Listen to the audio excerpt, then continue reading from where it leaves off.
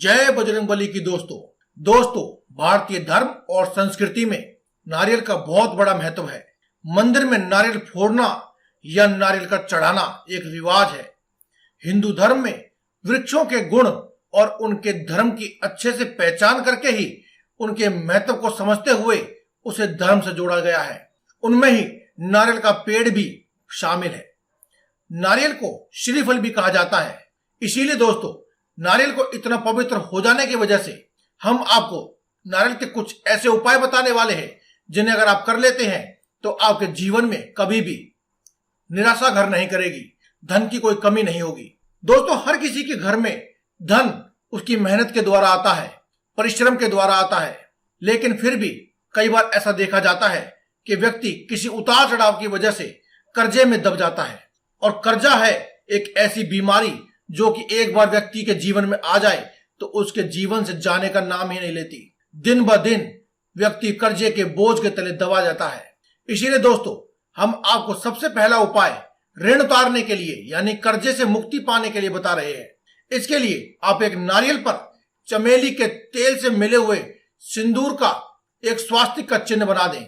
इसके लिए आप सिंदूर में कुछ बूंद तेल की डालें। यह तेल चमेली का होना चाहिए और इसे घोलकर एक पेस्ट बना लें। पेस्ट बनाने के बाद अपनी अनामिका उंगली से इस नारियल पर एक स्वास्तिक का निशान बनाएं। अब आपको इस नारियल को लेकर हनुमान जी के मंदिर में जाना है और हनुमान जी के मंदिर में हनुमान जी के चरणों में इसे अर्पित कर दें। अर्पित करने के बाद इसके ऊपर कुछ भोग भी अवश्य चढ़ाएं। कोई भी पीले रंग की मिठाई या लड्डू, अगर यह भी संभव ना हो तो गुड़ व चना, ये दो ऐसी वस्तुएं हैं जो हनुमान जी को अति प्रिय है, आप इनका भोग लगाएं। उसके बाद हनुमान जी के मंदिर में वहीं बैठकर ऋण मोचक मंगल स्तोत्र का एक बार पाठ करें। यह उपाय इतना कारगर है कि इसे करने के तुरंत बाद ही आपको लाभ प्राप्त होने लगता है। इसके अलावा दोस्तों, सुबह नित्य कर्म व स्नान आदि से निर्वृत्त हो जाने के बाद अपनी लंबाई के अनुसार काला धागा लें और उसे एक नारियल पर लपेट दें और अपने घर में मौजूद हनुमान जी को इसे अर्पित करके हनुमान जी की पूजा करें। हनुमान जी की पूजा पूरी हो जाने के बाद हाथ जोड़कर अपने घर में मनचाहा धन आने की मनोकामना मांगे। मनोकामना पूर्ण हो जाए उसके बाद आप इस नारियल को ले जा करके किसी भी नदी में या बहते हुए जल में प्रवाहित करें। आपको केवल अपनी प्रार्थना कह देनी है और प्रार्थना कह देने के बाद आपको इस नारियल को उठाकर ले जाना है और किसी भी बहते हुए जल में से प्रवाहित करना है। जिस वक्त आप नारियल को प्रवाहित कर रहे हो उसी वक्त आप भगवान हनुमान जी से अपने कर्जे से मुक्ति होने के लिए, अगर आपके ऊपर कोई कर्जा है तो, अन्यथा मनचाहा धन प्राप्ति के लिए मनोकामना अवश्य कहें। दोस्तों, हर कोई व्यक्ति अपने घर में धन लाने के लिए या तो नौकरी करता है या व्यापार करता है। अगर आप अपनी नौकरी में प्रमोशन या फिर व्यापार में वृद्धि चाहते हैं तो इसके लिए आप क्या कर सकते हैं। दोस्तों, अगर कारोबार में लगातार घाटा हो रहा है तो शुक्ल पक्ष की पड़ने वाली किसी भी दशमी के दिन एक नारियल 1.25 मीटर पीले वस्त्र में लपेट करके एक जोड़ा जनेऊ और 5.25 मिष्ठान के साथ आसपास से किसी भी राम मंदिर में चढ़ा दें। यह उपाय इतना कारगर है कि इसे करते ही आपके व्यापार में तुरंत उछाल आ जाता है। कई बार दोस्तों, ऐसा भी देखा गया है कि व्यक्ति बहुत ज्यादा मेहनत करता है और उसे अपने परिश्रम का पूरा फल नहीं मिल पाता। कभी कभी ऐसा भी होता है कि हर किसी के घर में पैसा लगातार आता रहता है लेकिन घर में धन टिक नहीं पाता।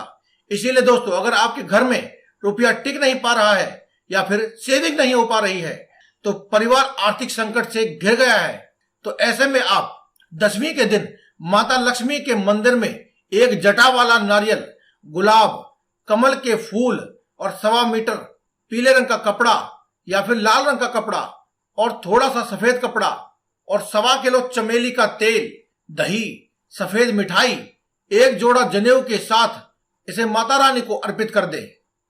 इसके पश्चात आप माता रानी की कपूर और देसी घी से आरती उतारें। आरती पूरी हो जाने के बाद आप मंदिर में बैठकर ही श्री कनकधरा स्तोत्र का जाप करें। यह जाप इतना लाभकारी होता है और इस उपाय को करने के बाद इस उपाय का और भी ज्यादा फल मिलता है और आपकी सभी आर्थिक समस्याओं से आपको छुटकारा मिल जाता है। दोस्तों, अगर किसी व्यक्ति के जीवन में काल सर्प दोष हो या फिर शनि दोष हो, शनि, राहु या केतु, इनके द्वारा कोई भी समस्या हो या ऊपरी बाधा हो, बनता काम बिगड़ रहा हो, कोई अनजाना भय आपको भयभीत कर रहा हो, या फिर आपको ऐसा लग रहा है कि किसी ने आपके परिवार पर कुछ गलत कर दिया है, तो इसके निवारण के लिए आप 10वीं के दिन एक जल वाला और जटा वाला नारियल लेकर के उसे काले कपड़े में लपेट दें। उसमें 100 ग्राम काले तिल, 100 ग्राम उड़द की दाल और एक लोहे की कील उसमें रख दें। इसके बाद आप इसे अपने सिर पर से 3 बार घुमाएं और इसे जल में प्रवाहित कर दें। यह उपाय करते ही आपकी सभी समस्याओं का निदान हो जाएगा। जिन लोगों की कुंडली में काल सर्प दोष है या राहु केतु के अशुभ फल देने वाले योग बन रहे हैं, तो एक सूखा नारियल और काला या फिर सफेद रंग का एक कंबल लेकर के अपनी सभी मनोकामनाएं बोलते हुए और काल सर्प दोष से और राहु केतु के अशुभ फलों से मुक्ति के लिए प्रार्थना करते हुए किसी गरीब व्यक्ति को दान कर दें। ऐसा आप लगातार 5 शनिवार या फिर दशहरे के दिन या फिर माह में पड़ने वाले किसी भी 10वीं के दिन 5 बार करें। ऐसा करने से काल सर्प दोष से मुक्ति मिलती है और राहु केतु भी अपना अशुभ फल छोड़कर आपको शुभ फल देने लगते हैं। दोस्तों, यदि कोई काम काफी प्रयास के बावजूद सफल नहीं हो पा रहा है, तो आप एक लाल सूती कपड़ा लें और उसमें रेशे युक्त नारियल को लपेट करके फिर बहते हुए जल में प्रवाहित कर दें। जिस वक्त आप इसे जल में बहा रहे होंगे या प्रवाहित कर रहे होंगे, उस वक्त आप उस नारियल से 7 बार अपनी कामना जरूर कहें। यानी कि हाथ में नारियल को लेकर आंखें बंद करके अपनी जो भी मनोकामना है उस नारियल से कह दें और जल में प्रवाहित कर दें। दोस्तों, अगर कोई व्यक्ति आपके घर में बीमार हो जाता है तो पूरे घर का माहौल ही बदल जाता है। ऐसे में एक साबुत पानीदार नारियल लें और उसमें अपने ऊपर से 21 बार वार लें और 10वीं के दिन यानी रावण दहन की रात आप उसे रावण दहन की अग्नि में डाल दें। ऐसा आप घर के सभी सदस्यों के ऊपर से बार बार करेंगे तो आपके लिए उत्तम होगा। यानी कि आप अपने घर के सभी सदस्यों का इससे हाथ लगवा लें और उनके ऊपर से भी इसे 21 बार वार दें और रावण की आग में इसे फेंक दें। इसके अलावा दोस्तों, हनुमान जी के मंदिर में जाकर हनुमान चालीसा का पाठ करें और उन्हें चोला भी अवश्य चढ़ाएं। दोस्तों, दशहरे के दिन नारियल के छिलकों को जलाकर भस्म तैयार करें और उसमें नारियल का ही पानी मिलाकर उसकी लुगदी बना लें, यानी कि एक पेस्ट जैसा बना लें। अब उस लुगदी की 7 पुड़ियां बनाएं, जिसमें से 4 पुड़ियां घर के चारों कोनों में रखें और उनमें से 1 पुड़िया घर की छत पर और 1 पीपल की जड़ में और 1 अपनी जेब में रख लें। आपको इस बात का विशेष ध्यान रखना है कि आप जब भी ये उपाय कर रहे हो तो यह उपाय करते हुए आपको कोई देखे ना। जब 7 दिन व्यतीत हो जाए तो उस पुड़िया एक जगह पर इकट्ठी कर लें।